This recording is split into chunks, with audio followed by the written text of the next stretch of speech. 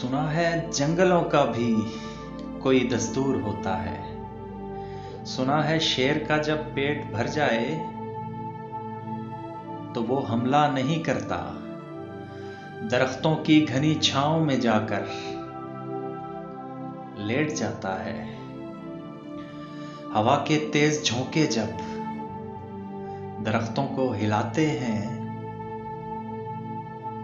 तो मैना अपने बच्चे छोड़कर कौवे के अंडों को परों से थाम लेती है। सुना है घोंसले से कोई बच्चा गिर पड़े तो सारा जंगल जाग जाता है। सुना है जब किसी नदी के पानी में बहे के घोंसले का गंधमी रंग लरसता है तो नदी की रूपली मछलियां इसको पड़ोसी मान लेती हैं।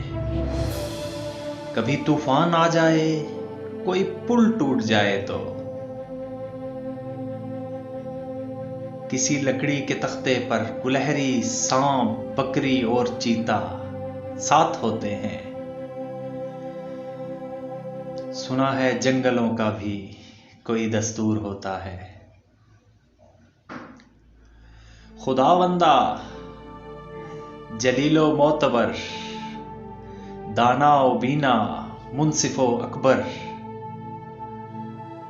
मेरे इस मुल्क में भी अब जंगलों का ही कोई कानून नाफिज कर।